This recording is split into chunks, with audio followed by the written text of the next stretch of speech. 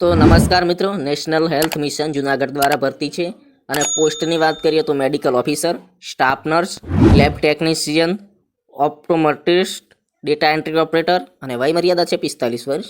Form શરૂ થવાની તારીખ છે 11/9/2024 એટલે કે શરૂ થઈ ગયા છે અને છેલ્લી તારીખ છે 20/9/2024. તો આપણે આ ભરતીને ડિટેલમાં જોઈએ તો GMERS જનરલ હોસ્પિટલ જુનાગઢ માટે કરાર આધારિત ભરતી છે આ. અને GMERS જનરલ હોસ્પિટલ જુનાગઢમાં NHM અંગત 11 માસના કરાર આધારિત નીચે મુજબની ખાલી જગ્યાઓ ભરવા તથા ભવિષ્યમાં ખાલી થનાર જગ્યા માટેની પ્રતીક્ષા યાદી તૈયાર કરવા માટે સદરુ જાહેરાત આપવામાં આવે છે. નીચે મુજબની જગ્યા માટે જરૂરી લાયકાત ઉમેદવારો, ઈચ્છુક ઉમેદવારો અરજી આરોગ્ય સાથી સોફ્ટવેરની લિંક ઉપરથી કરવાની છે. arogyasathi.gujarat.government.in પર 11/9 તમારે 20/9 સુધી આ અરજી કરવાની રહેશે અને ઓનલાઈન જ અરજી કરવાની છે. જે જગ્યાઓ દર્શાવી છે એની લાયકાત છે ઉચ્ચ માસિક વેતન તથા અનુભવ અંગેની સ્પષ્ટતા દર્શાવતી વિગતો જે નીચે મુજબ છે. તો ચલો એ જોઈ લઈએ. તો મેડિકલ ઓફિસર છે GMERS જનરલ હોસ્પિટલ જુનાગઢમાં 11 માસના કરાર આધારિત અને માનદ વેતન માસિક ફિક્સ ₹75,000નું અંદાજિત ખાલી જગ્યા છે 2 અને પ્રતીક્ષા યાદી એમાંથી પણ આ જગ્યા ભરવામાં આવી શકે છે. અને એની જરૂરી લાયકાત જોઈએ તો MCI, NMC માન્ય સંસ્થામાંથી MBBS અથવા MBBS સમકક્ષની ડિગ્રી હોવી જોઈએ. ગુજરાત મેડિકલ કાઉન્સિલ બોર્ડમાં રજિસ્ટ્રેશન કરેલ હોવું ફરજિયાત છે.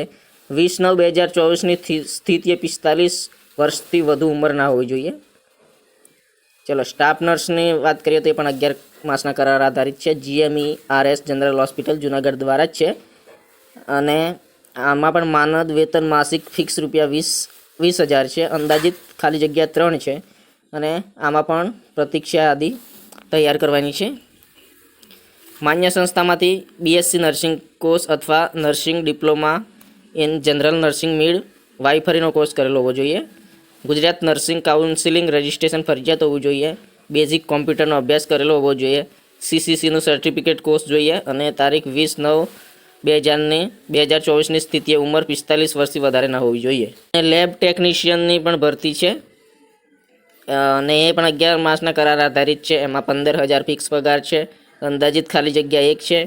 ગુજરાત સરકારના માન્ય સંસ્થામાંથી તમારે BSc કેમેસ્ટ્રી, BSc માઇક્રોબાયોલોજી અથવા MSc organic chemistry, MSc microbiology કરેલું હોવું જોઈએ. અને ગુજરાત સરકાર માન્ય સંસ્થાનો લેબોરેટરી ટેકનિશિયનનો કોર્સ ફરજિયાત છે. બેઝિક કોમ્પ્યુટરનો અભ્યાસ કરેલો હોવો જોઈએ અથવા ધોરણ 10 કે 12માં કોમ્પ્યુટર વિષય તમારે હોવો જોઈએ અને તમારી ઉંમર 40 વર્ષથી વધુ ન હોવી જોઈએ. 20/9/2024ની સ્થિતિએ બરાબર છે. તમારી ઉંમર 40 વર્ષથી વધારે હોવી જોઈએ નહીં.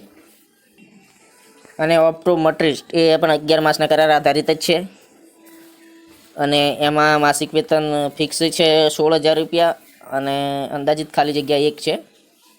અને ગુજરાત સરકાર માન્ય સંસ્થામાંથી કોઈ પણ વિદ્યા શાખામાં ઓપ્ટોમેટ્રિકના સ્નાતક હોવા જોઈએ અથવા અનુસ્નાતક હોવા જોઈએ. તારીખ 20/9/2024ની સ્થિતિએ ઉંમર 40 વર્ષથી વધારે ના હોવી જોઈએ. ચલો હવે ડેટા એન્ટ્રી ઓપરેટરની વાત કરીએ તો એ પણ 11 માસના કરાર આધારિત જ છે. એમાં વેતન ફિક્સ છે 15,000 ને અંદાજિત ખાલી જગ્યા 2 છે.